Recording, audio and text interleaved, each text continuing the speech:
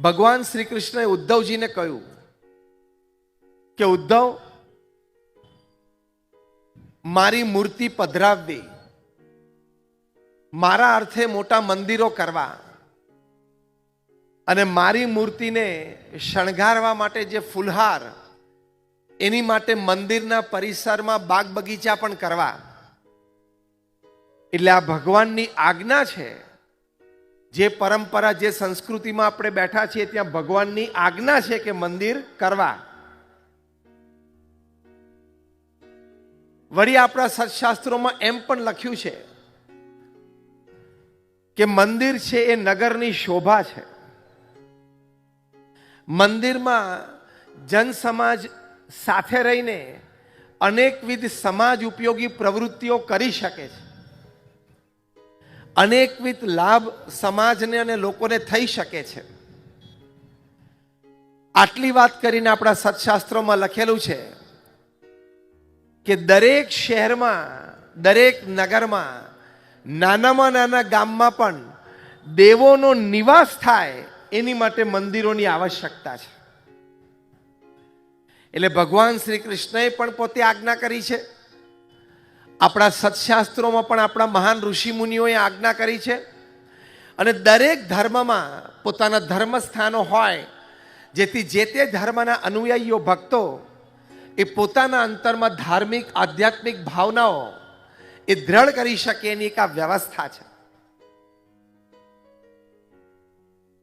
કારણ કે ખાલી ખાવું, પીવું, ઉઠવું, બેસવું, વેપાર ધંધો કરવા એ મનુષ્ય જીવન નથી. એટલું તો પશુ અને પંખી પણ કરે છે.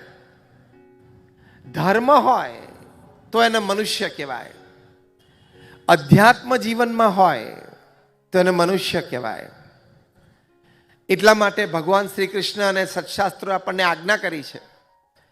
ભગવાન સ્વામિનારાયણે પણ એમના સમગ્ર શાસ્ત્રના સાર રૂપે જે વચનામૃત આપ્યું છે એ એમનો આધ્યાત્મિક ઉપદેશનો ગ્રંથ છે.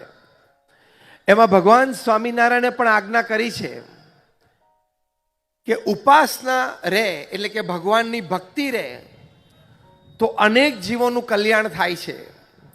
માટે ઉપાસના રહેવા સારું અમે ત્યાગનો પક્ષ પણ મોડો કરીને મંદિર નિર્માણની પ્રવૃત્તિઓ કરાવી છે. વળી વચનામૃતમાં એમણે એમ પણ કહ્યું કે ભગવાનને અર્થે બાગ બગીચા કરવા, ફુલહાર કરવા, અનેકવિધ સેવાઓ કરવી એ ભક્તિ નિષ્ઠા છે. તો ભગવાન સ્વામિનારાયણે પણ અભિપ્રાય આપ્યો છે. એટલે આવા ભગવાનના અવતારો અને સત્શાસ્ત્રોના અભિપ્રાય પ્રમાણે પ્રમુખ સ્વામી મહારાજે દેશ પરદેશમાં આટલા મંદિરો કરીને દરેકના હૃદયમાં ધર્મ, જ્ઞાન, વૈરાગ્ય, ભક્તિ દ્રઢ કરાવ્યા છે. અને એ દ્વારા દરેકને પોતાના જીવનમાં સાર્થકતા મનાણી છે. એ દ્વારા દરેકને પોતાના જીવનમાં પૂર્ણતાનો અનુભવ થયો છે, સંતોષનો અનુભવ થયો છે. હું મારું જીવન જીવ્યો, મેં સેવા ભક્તિ પણ કરી, વેપાર ધંધો કર્યા, પરિવારને સાચવ્યા, મિત્ર વર્તુળ સાથે રહ્યો, પણ સમાજની સેવા અને ભગવાનની ભક્તિ કરી એ જે જીવનમાં પૂર્ણતા જોઈએ એવી લાખોના જીવનમાં પ્રમુખ સ્વામી મહારાજે બક્ષી, આજે મહંત સ્વામી મહારાજ પણ બક્ષી રહ્યા છે. પ્રમુખ સ્વામી મહારાજે એક વખત ખૂબ સુંદર વાત કરેલી. વર્ષો પહેલા જ્યારે અમરેલીમાં અમારા મંદિરની પ્રતિષ્ઠા હતી ત્યારે પ્રમુખ સ્વામી મહારાજ બોલેલા કે વેપારી હોય એને વેપાર કરવા માટે દુકાન જોઈએ, ઓફિસર હોય એને ધંધો કરવા માટે ઓફિસ જોઈએ, સરકારી કર્મચારી કે સરકારી અમલદાર હોય એને પણ પોતાની કાર્યવાહી કરવા માટે કાર્યાલય જોઈએ, કચેરી જોઈએ, કલેક્ટર હોય એને પણ કચેરી જોઈએ. આ ચાર વાત બોલીને પ્રમુખ સ્વામી મહારાજ પાંચમી વાત બોલ્યા, એમ ભક્તને પણ ભગવાનની ભક્તિ માટે મંદિર જોઈએ.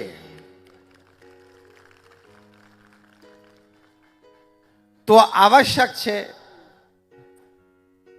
સમાજનું એક અવિભાજ્ય અંગ છે. સમાજમાં ચારિત્રરૂપી ઓક્સિજન પ્રેરતું આ મંદિર છે. પ્રમુખ સ્વામી મહારાજ તો મંદિરની વ્યાખ્યા, મંદિરથી થતા લાભ અનેક રીતે અનેક શબ્દોમાં વર્ણવતા. ઘણીવાર પોતે કહેતા કે સંસ્કૃતિનું જતન કરે તે મંદિર. પોતે કહેતા કે આપણા અને આપણી ભવિષ્યની પેઢીના સંસ્કાર એનું જતન કરે એ મળે ત્યારે સમાજની સેવામાં દોડી જાય એ મંદિર. તો આવી રીતે મંદિરથી આપણને અનેક પ્રકારના લાભ એ પ્રમુખ સ્વામી મહારાજ ગણાવતા. આજે અમારા ગુરુહરિ મહંત સ્વામી મહારાજ ગણાવે છે. તો એ સમાજ માટે અત્યંત ઉપયોગી છે, એ સમાજ માટે અત્યંત જરૂરી છે. ઘણા બધા અહીંયા બેઠા હશે અથવા તમે ઘણા બધા વિચારકોને એવા મળતા હશો કે જેને મંદિર નિર્માણ વિશે કે મંદિરના અસ્તિત્વ વિશે નાના મોટા પ્રશ્નો હોય. ઘણા એવા સ્પષ્ટ બોલનારા છે કે મંદિરની સમાજને જરૂર નથી. તો આપણે આજે થોડીક એવી વાતો કરવી છે કે સમાજને મંદિરની અત્યંત જરૂર છે.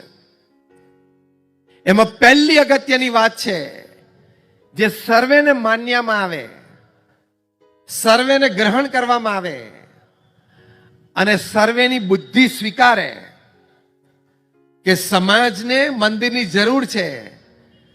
મંદિર દ્વારા સમાજની ઇકોનોમી, હું ફરી વખત એ શબ્દ વાપરું છું, મંદિર દ્વારા સમાજની ઇકોનોમી એટલે કે સમાજની અર્થવ્યવસ્થા એને કેટલો મોટો લાભ થાય છે એ આપણે જાણતા નથી, ગણતરી નથી કરી. એટલે ઘણી વખત આવા પ્રશ્નો મનમાં ઊભા થાય.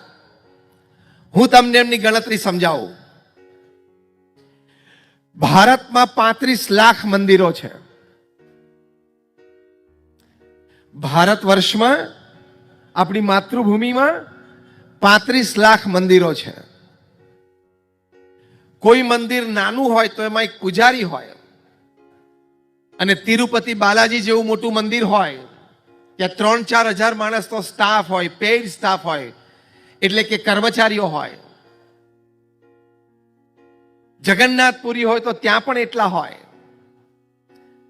BAPS સ્વામિનારાયણ અક્ષરધામ દિલ્હી હોય તો ત્યાં પણ 800, 1000, 1200 જેટલા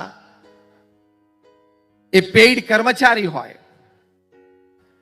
એટલે નાના મંદિરમાં એક પૂજારી હોય અથવા એનાથી થોડું મોટું મંદિર હોય તો બીજા 1-2 વ્યવસ્થાપક હોય. ત્યારથી માંડીને હજારો કર્મચારીઓ નોકરી કરતા હોય મંદિરમાં, એવા મંદિરો પણ છે. આ 35 લાખ મંદિરોની આ ફૂલ રેન્જ, એમાં આપણે એક કોન્ઝર્વેટિવ ફિગર એવરેજ 10 વ્યક્તિની લઈએ કે 10 વ્યક્તિને મંદિર દ્વારા નોકરી, એમ્પ્લોયમેન્ટ મળે છે.